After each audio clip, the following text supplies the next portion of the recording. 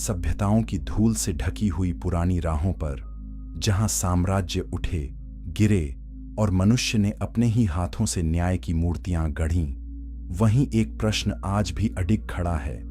भलाई और बुराई का असली पैमाना क्या है? क्या नैतिकता केवल समाज की सुविधा है, या वह मनुष्य की रूह में उतारी गई कोई दिव्य गवाही है? इतिहास के अंधेरे गलियारों में दार्शनिकों ने उत्तर खोजे, अदालतों ने निर्णय लिखे और धर्म ग्रंथों ने अंतिम हुक्म सुनाने का दावा किया। इस यात्रा में हम पहले बाइबल और ईसाई परंपरा की उस विशाल कथा में प्रवेश करेंगे, जहां पाप, न्याय, क्रूस, स्वर्ग और नरक एक महानाटक की तरह खुलते हैं। लेकिन हम यहीं नहीं रुकेंगे। हम इसी विषय को इस्लाम की रोशनी में भी देखेंगे। चैप्टर 1। कल्पना कीजिए एक ऐसे संसार की जहां मनुष्य अपने भीतर किसी अदृश्य अदालत की हल्की सी दस्तक हर दिन सुनता है। वह अदालत बाहर नहीं, उसके सीने के भीतर बैठी होती है। ईसाई धर्मशास्त्र इसी अनुभव से आरंभ करता है। पौलुस जब रोमियो के 2 अध्याय में कहता है कि व्यवस्था का काम लोगों के दिलों पर लिखा हुआ है, तो ईसाई दृष्टि में यह केवल धार्मिक वाक्य नहीं, बल्कि मनुष्य के भीतर रखी गई एक गहरी नैतिक मुहर है। इस दृष्टिकोण के अनुसार इंसान इसलिए अपराध बोध महसूस नहीं करता कि समाज ने उसे प्रशिक्षित किया है, बल्कि इसलिए कि ईश्वर की नैतिक इच्छा उसकी फितरत पर किसी रूप में अंकित है। यही कारण है कि जब संसार बदल जाता है, कानून बदल जाते हैं, विचारधाराएं बदल जाती हैं, तब भी हत्या, विश्वासघात, अन्याय, लालच और मासूम पर अत्याचार, ये शब्द केवल कानूनी श्रेणियां नहीं रहते, वे अंतरात्मा पर चोट बन जाते हैं। फिर आधुनिक युग आया। यूरोप के बौद्धिक गलियारों में यह विचार उभरा कि शायद नैतिकता को ईश्वर से स्वतंत्र करके भी समझा जा सकता है। जेरेमी बेंथम ने सुख और दुख को तराजू बना दिया। अधिकतम लोगों के लिए अधिकतम सुख सुनने में यह बात व्यवस्थित लगती है, लगभग गणितीय, लगभग व्यावहारिक। मगर जैसे ही इस सिद्धांत को जीवन की वास्तविक आग में डाला जाता है, उसका चेहरा बदलने लगता है। यदि अधिक लोगों की भलाई के नाम पर एक व्यक्ति की जान लेना उचित हो जाए, तो फिर वह कौन सी सीमा है जो शक्ति को अत्याचार में बदलने से रोकेगी? यदि परिणाम ही सब कुछ है, तो साधन कब तक निर्दोष रहेंगे? ईसाई नैतिक विमर्श यहीं खड़ा होकर कहता है कि मनुष्य कोई वस्तु नहीं, कोई गिनती नहीं, कोई चल संपत्ति नहीं। वह ईश्वर की छवि में बनाया गया है और इसी कारण उसकी गरिमा अपरिवर्तनीय है। उत्पत्ति की किताब जब मनुष्य के ईश्वर की सूरत पर बनाए जाने की बात करती है, तो यह धारणा ईसाई नैतिकता में प्राण बनकर बहती है। इसी तनाव को समझने के लिए आधुनिक दर्शन ने एक काल्पनिक प्रश्न रचा, ट्रॉली समस्या। एक बेकाबू रेलगाड़ी 5 लोगों की ओर बढ़ रही है। यदि आप लीवर खींच दें तो वह दूसरी पटरी पर चली जाएगी जहां एक व्यक्ति खड़ा है। बहुत से लोग लीवर खींचने को उचित मान लेते हैं, लेकिन दृश्य बदलता है। अब वही गाड़ी 5 लोगों की ओर बढ़ रही है और आप एक भारी आदमी को पुल से धक्का देकर गाड़ी रोक सकते हैं। अचानक हाथ कांप जाता है। वही गणित, वही परिणाम, लेकिन दिल इन दोनों को एक जैसा मानने से इनकार कर देता है। क्यों? ईसाई व्याख्या कहती है कि क्योंकि मनुष्य के भीतर एक गवाही है जो जानती है कि किसी व्यक्ति को मात्र साधन बना देना नैतिक अंधकार की शुरुआत है। इमैनुएल कांट ने इसे दार्शनिक भाषा दी, मनुष्य को कभी केवल माध्यम न बनाओ। ईसाई विचारक इस बिंदु पर कांट को आंशिक रूप से अपने निकट पाते हैं, लेकिन फिर कहते हैं कि कर्तव्य की भाषा तब तक अधूरी है जब तक वह किसी परम नैतिक विधानकर्ता से बंधी न हो। फिर कहानी दर्शन से उतरकर समुद्र की वास्तविक लहरों में प्रवेश करती है। 19वीं सदी की वह भयावह घटना, मिनोनेट की नाव, भूख, निराशा, नमक, सूखा गला और मृत्यु का साया। समुद्र के बीच फंसे लोग और उनके साथ एक कमजोर केबिन बॉय। जब जीवित रहने की आशा लगभग बुझ गई तो उपयोगितावादी तर्क ने फुसफुसाकर कहा, एक को मार दो, कई बच जाएंगे। और फिर वही हुआ जिसे इतिहास ने केवल अपराध नहीं बल्कि नैतिक भय के रूप में याद रखा। बाद में ब्रिटिश अदालत ने आवश्यकता की दलील को अस्वीकार कर दिया। ईसाई नैतिक चेतना ने इस निर्णय में अपने ही सिद्धांत की प्रतिध्वनि सुनी। मानव जीवन इतना पवित्र है कि सुविधा, लाभ, बहुमत, यहां तक कि जीवित बचने की विवशता भी हत्या को वैध नहीं बना सकती। उत्पत्ति के 9वें अध्याय की वह गंभीर प्रतिध्वनि यहां सुनाई देती है कि जो मनुष्य का रक्त बहाता है उसका हिसाब लिया जाएगा, क्योंकि मनुष्य ईश्वर की छवि में बनाया गया। लेकिन ईसाई कहानी यहीं समाप्त नहीं होती। वह कहती है कि समस्या केवल यह नहीं कि मनुष्य कभी कभी गलत सिद्धांत चुनता है। समस्या इससे कहीं गहरी है। समस्या यह है कि मनुष्य सही को जानकर भी गलत कर बैठता है। कानून सामने होता है, फिर भी दिल तिरछा हो जाता है। अंतरात्मा चेतावनी देती है, फिर भी हाथ पाप की ओर बढ़ जाता है। पौलुस के पत्रों में यह बेचैनी साफ दिखाई देती है। भला चाहता हूं पर कर नहीं पाता, बुराई से नफरत करता हूं, फिर उसी में गिर पड़ता हूं। और यही वह जगह है जहां ईसाई धर्म अपने सबसे केंद्रीय दावे की ओर मुड़ता है, क्रूस। ईसाई दृष्टि में क्रूस केवल शहादत नहीं, केवल अन्यायपूर्ण हत्या नहीं, बल्कि एक ब्रह्मांडीय न्यायिक घटना है। दूसरे कुरिन्थियों में कहा गया कि जो पाप से अपरिचित था उसे हमारे लिए पाप ठहराया गया, ताकि हम उसमें परमेश्वर की धार्मिकता बन जाएं। इस व्याख्या के अनुसार ईश्वर न्यायी भी है और दयालु भी, इसलिए वह पाप को अनदेखा नहीं कर सकता, लेकिन मनुष्य को निराशा में भी नहीं छोड़ता। समाधान यह बताया जाता है कि यीशु मसीह ने मानवता के पापों का दंड अपने ऊपर लिया। यहां ईसाई कथा भावनात्मक ऊंचाई पर पहुंचती है। एक निर्दोष ने दोषियों के लिए स्वयं को अर्पित किया। न्याय और प्रेम एक बिंदु पर मिले, दोषी के लिए मार्ग खुल गया। फिर यह कथा मनुष्य के अंतिम ठिकाने की ओर मुड़ती है। प्रकाशित वाक्य में आंसू रहित दुनिया, मृत्यु से मुक्त जीवन और ईश्वर की उपस्थिति का आनंद, यह स्वर्ग का ईसाई चित्र है। दूसरी ओर नरक है, जहां परमेश्वर से शाश्वत जुदाई, पश्चाताप और खोई हुई कृपा की जलन है। मत्ती की शिक्षा, लूका की चेतावनियां और प्रकाशित वाक्य के निर्णायक दृश्य सब मिलकर कहते हैं कि अंतिम न्याय आएगा। महान श्वेत सिंहासन के सामने किताबें खोली जाएंगी, कर्म उजागर होंगे और अंततः जीवन की किताब में नाम होना ही निर्णायक ठहरेगा। ईसाई संदेश इस मोड़ पर अत्यंत स्पष्ट हो जाता है। मनुष्य अपने कर्मों से नहीं, मसीह पर विश्वास से बचाया जाता है। यही उनके अनुसार अंतिम आशा है। फिर भी इसी महान कथा के भीतर एक तनाव बना रहता है। यदि ईश्वर पूर्ण न्यायी है, तो क्या निर्दोष पर दोषियों का बोझ रखना न्याय का अंतिम रूप है, या यह न्याय की एक ऐसी व्याख्या है जिसे और परखा जाना चाहिए? यदि नैतिक कानून ईश्वर का है, तो क्या मुक्ति का अर्थ कानून की समाप्ति है या उसके सच्चे उद्देश्य की पुनर्स्थापना? यदि नबी और रसूल मनुष्य को सत्य की राह दिखाने आते हैं, तो क्या उनमें से किसी को ईश्वरत्व के किनारे तक उठा देना खुद उसी नैतिक एकेश्वरवाद को धुंधला नहीं कर देता जिसे बचाने का दावा किया जा रहा था?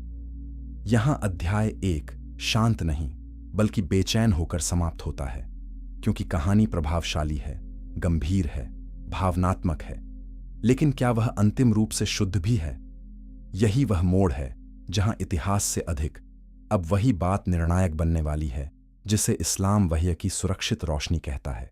चैप्टर 2, दूसरा अध्याय, तौहीद की रोशनी में न्याय, फितरत और आखिरत का इस्लामी निर्णय अब दृश्य बदलता है।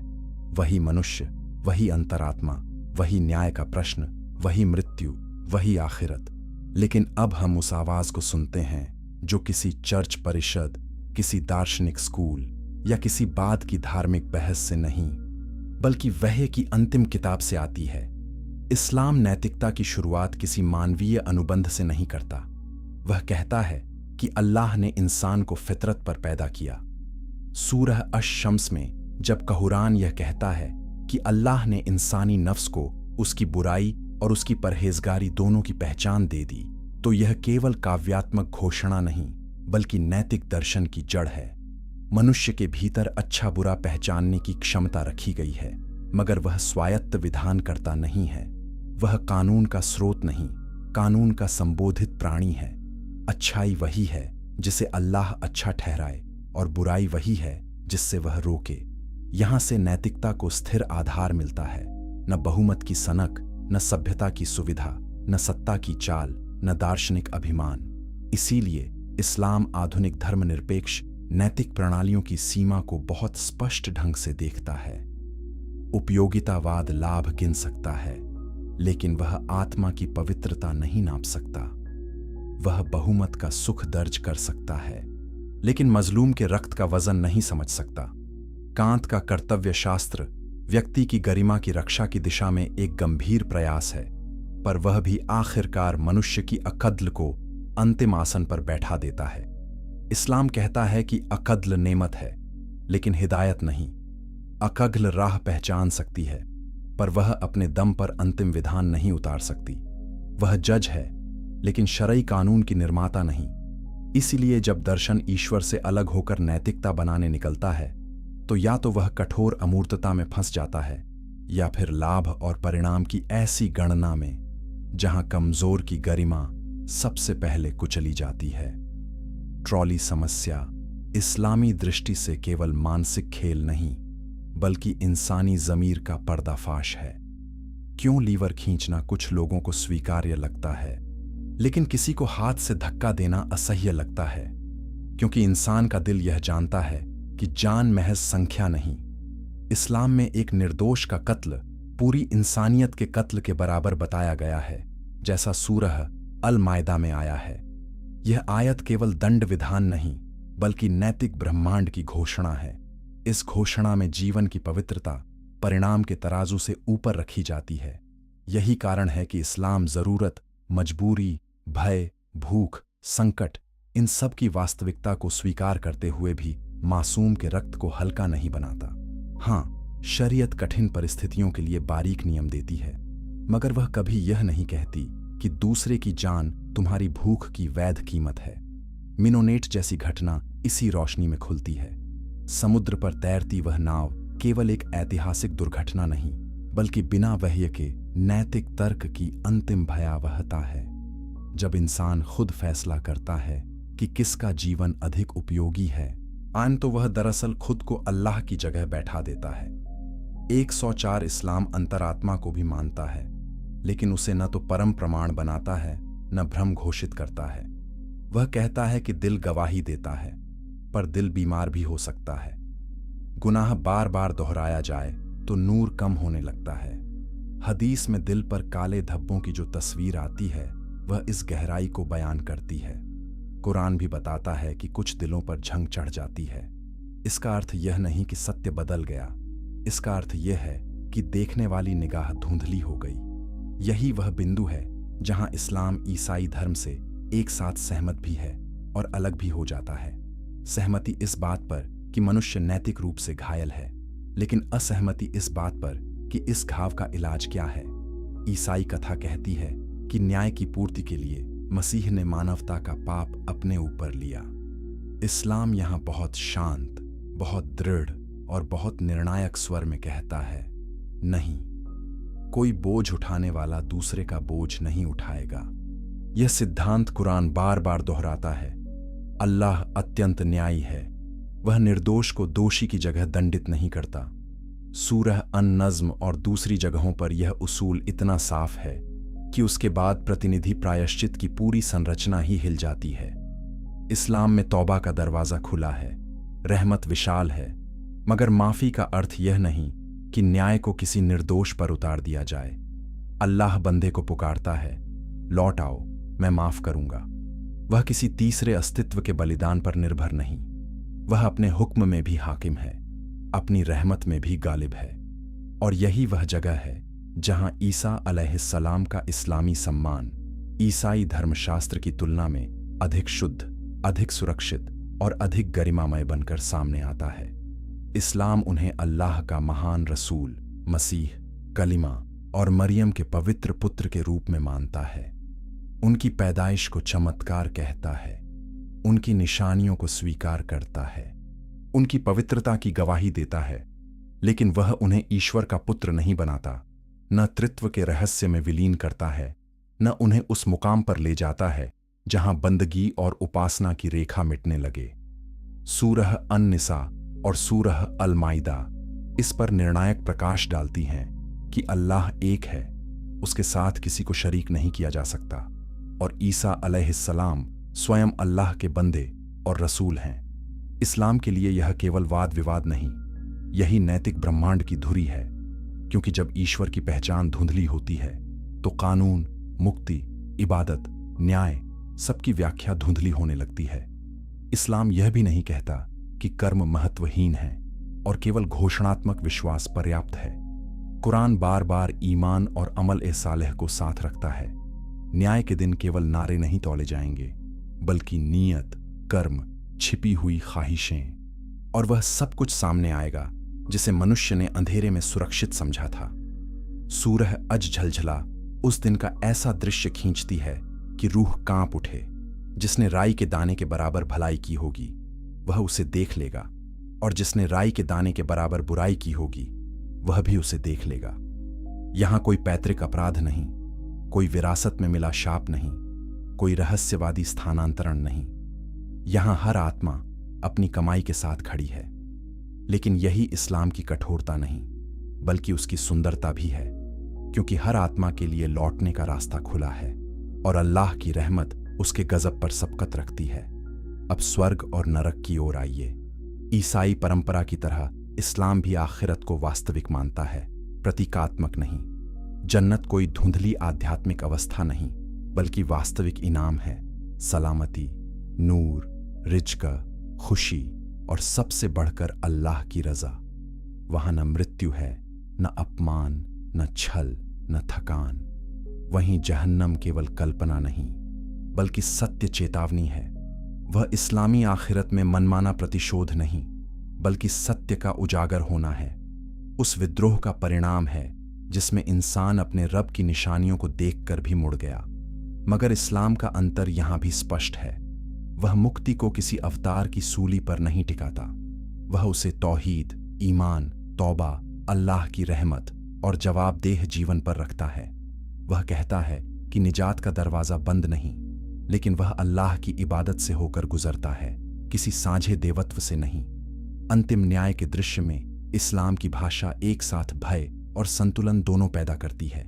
सूरह अल कारियाह, सूरह अल हाक्काह, सूरह अल गाशियाह, हर तरफ वही दिन है जब पर्दे उठ जाएंगे, धरती अपने बोझ उगल देगी, किताबें खोल दी जाएंगी, अंग गवाही देंगे, पैगंबर गवाही देंगे, और कोई जुल्म नहीं होगा। यहीं इस्लाम स्वयं को अंतिम और सुरक्षित स्पष्टीकरण के रूप में स्थापित करता है।